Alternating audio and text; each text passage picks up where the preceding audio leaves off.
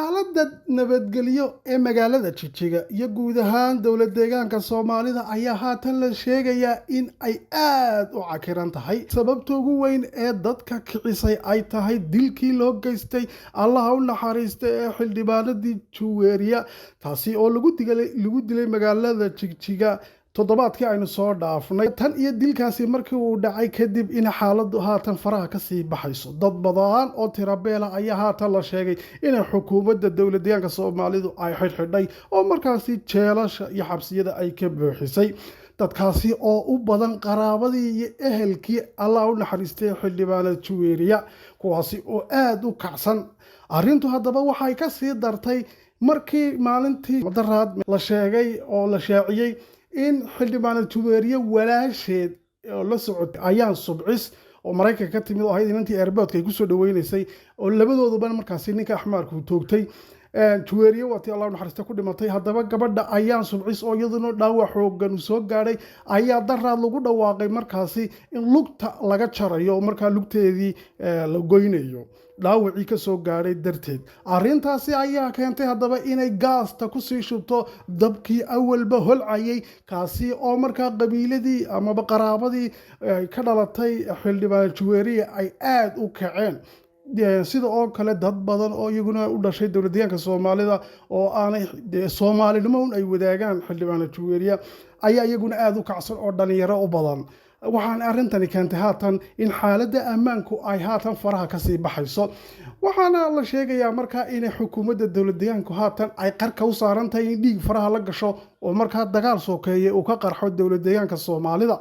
haddaba waxa haatan la sheegayaa sida oo kale war degdeg ah oo maantana soo gaaray mar dhaweytoole ayaa dhinaca xafiiska madaxweyne Mustafa Cagjar warqad ka timid ayaa lala wadaagay saxaafadda waxaana ku saxeexan in madaxweyne Mustafa Cagjar uu ku dhawaaqay in xilkii madaxweynenimo ee dowlad deegaanka Soomaalida uu ku wareejinayo hoggaanka nabadgelyada Dayib Axmed haddaba sababta uu wareejinay wuxuu yiri ilaa intaan soo noqonayno moogtay aniga madaxweyne ku-xigeenku hoggaanka nabadgelyada Dayib Axmed ayaa sii haynaya xilka haddaba halkeebuu tagayaa halkeebuu ka soo noqonayaa sababta ugu weyn maxay tahay haatan xilka ugu wareejiyay madaxweyne Mustafa Cagjar sababta ugu weyn ee haatan uu wareejiyay madaxweyne Mustafa Cagjar ayaa waxa ay sheegayaan dadka uu kuur gala arrimaha Itoobiya iyo Geeska Afrika in ay tahay baroorta orgiga ka weyn maaha moogtay fasax yar uu galay bay leeyihiin oo soo noqonayo weligiiba 5 sano uu joogay si moogtay rasmi ah ugu dhawaaqay inuu xilka madaxtinimo wareejiyay bay ku doodayaan dadka qaar hadda waxaa la sheegayaa markaa in sababta ugu weyn ay tahay Mustafa Cagjar oo qarka u saaran markaa inuu sidii Cabdi Ilay uu dhiig galo oo markaasi uu sutida u qabto Soomaalida uu la dagaalamo sidaa darteed haatan dagaal ayaa qarka loo saaran yahay baa la yidhi oo markaa waxa qarka loo saaran la isku dhaco dowladdii moogtahay Mustafa Cagjar iyo ciidankiisii iyo shacabka kacsan ee moogtahay Juweeriya dilkeedii ka kacsan aba ahaadaan moogtay qaraabada iyo qabiilka Juweeriya iyo waliba cidii kale ee soo raacday moogtay dhiigu qadiyadu qaaday sidaa darteed waxa la sheegay Mustafa Cagjar inuu ka muquuranayo waa ka muquurasho baa la yiri markaa uu ka gabanayo markaa xaaladda oo aad u kacsan oo markaa uu diidan yahay in uu dhiig faraha la galo sidaa darteed ayuu moogtay ugu dhiibanay hoggaanka nabadgelyada oo moogtay isaga ayaa madaxweyne ka ahaanaya isaga ayaana moogtay ka arabinaya sida oo kale waxa lagu qeexay arrintan inay tahay in moogtay ciidanka militariga ayaa lagu wareejiyay maqli jirnay xaaladda moogtay wadan waa tii oo kale moogtay xaaladii waxa la emergency waxaana ay tahay markaa inuu ku wareejiyo hoggaanka nabadgelyada ay ka dhigan tahay militariga ayaa la wareegay markaasi dhammaan maamulka iyo talada dowlad deegaanka Soomaalida iyaga ayaana talaabooyin adag qaadaya wixii ka hor yimaada sharcigoogana markaa cagtay marinayaan bay ka dhigan tahay ayaa la leeyahay haddaba si kasta ahaatee istaraatiijiyadda ugu weyn ee uu ka damacsan yahay Mustafa Cagjar ayaa la sheegayaa inay tahay in meeshaasi ay ka raacdo magaxumo iyo wejigabax ah inuu dad Soomaaliyeed markaasi dilay oo magaxumada Cabdi Ilay haysata ilaa iyo hadda kolba moogtay shabaglaha lagu soo qaadayo ee uu jeelka ku jiro oo ah dadkiisii oo uu arxami waayey oo jeelasha ka buuxiyey oo si xun u galay oo moogta jeel ogaadeen wixii ka dhacay waa la ogyahay iyo taariikhda midowey leeyahay cabdi ilay uu leeyahay waata ilaa iminka loogu dhaxariisan leeyahay moogta in tii oo kale ay faraha ula galo ayuu ka gabanayaaba la leeyahay Mustafa Cagjar arrintuna waxay tahay markaasi mid haatan ay shacabkii iyo dowladda deegaanka Soomaalidu ay madaxa iskula jiraan oo dagaalo xooggan inay dhacaan qarka loo saaran yahay isku horimaadyaduna markaasi way sii xoogaysanayaan haddaba waxaa la sheegayaa haatan in dadka aadka u kacsan ee xaaladdu moogtahay ammaanka marka la eego saameynta weyn ay ugu yeelatay ay tahay ee weliba aan aqbalaynin moogtahay ilaa iyo la dilo askarigaasi dilay juweeriye mooyaane ma aqbala inay taagan yihiin qaraabada iyo moogtay jilibka iyo moogtay qabiilka ka soo jeeda juweeriya iyo weliba dadka kale iyaguna moogtay Soomaalinimo qadiyadu ay raqaaday marka waxaa jira haatan iskaashaanbuuraysi xooggan kuwaasi oo cadaadis xooggan ku saaraya xukuumadda dowladda deegaanka Soomaalidu inay talaabo adag qaado oo ninka dilay juweeriye waa in imika loo dilaabay taagan yihiin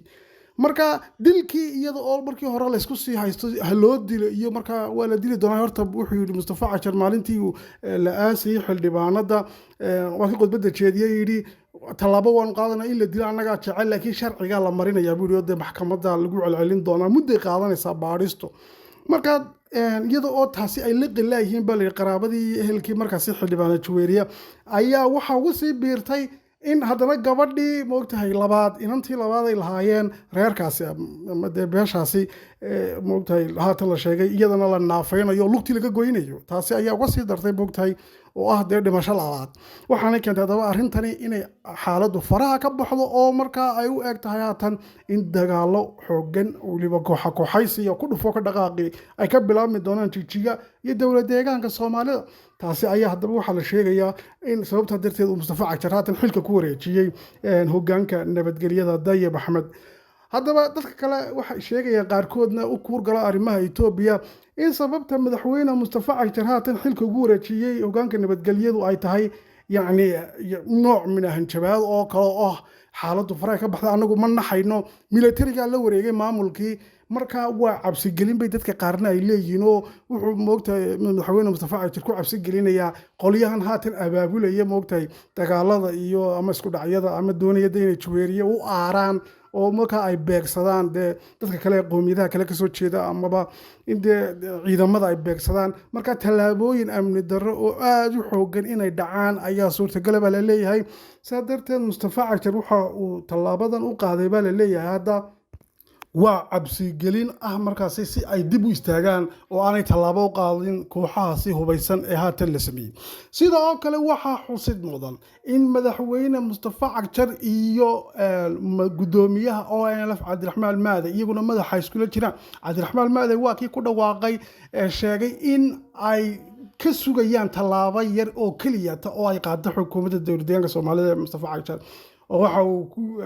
barnaamij hore kusoo qaadanay uu yidhaahday xaggii ay mareen kuwii hore adiga kaa horreeyey ee shacabka dhibaateeyey waad ogtahay annagu waxaanu kaa sugaynaa hal tallaabo buu ku yidhi markaa oo aad dadka Soomaalida ah moogtay deegaanka Soomaalida shicibkaaga aad leysid taasi ayaa keeni doonta annaguna wuxuu yidhi inaanu kaa qaadno tallaabo weyn halkii ay kuwii hore mareen ayuunbaad mari doontaa bal carqaad buu ku yidhi tallaabo haddaba car iyo car baa haatan ay taagan tahay ONLF iyo markaasi dowladdeegaankii Soomaalida Mustafa Cagjar maamulkiisii ay u taagan tahay waxaana hadda la sheegayaa marka in abaabul xooggan uu jiro oo dhinaca ONLF way tashatay waxaanay doonaysaa baa la yidhi markaa inay tallaabooyin badan oo ay ka qaadaan dhinaca maamulka Mustafa Cagjar iyagoo weliba arrinta jaaniskan ka faa'iidaysanaya ah juweeriye xildhibaanadii la dilay haddana walaashay lugta la gooyey iyo ciddii dembiga geysatay oo weli hadda la xukumin dadkii oo kacsan yacni xaaladan ayaa waxay noqonaysaa haddaba tii ugu darnayd ee abid soo marta maamulka Mustafa Cagjar oo keeni doonta in dagaal sokeeye meesha ka dhaco ama maamulka Mustafa Cagjar meesha laga saaro la bedelo labada mid bay noqonaysaa baa la leeyahay bal weyn eegi doona sida ay u dhacdo inkastoo oo la leeyahay Abiy Ahmed go'aan kama gaari karo Mustafa Cagjar moogtahay ma eegi karo imika waayo hadduu eeriyo bad kale ay kusoo farurmayso la leeyahay marka Mustafa dambe isku wataano tallaabo kama qaadayo haddaba bar sida u dhacdo arrintu weyn eegi doonaa barnaamijka intaas ku dheetanaya kulanteena dambe nabadgelyo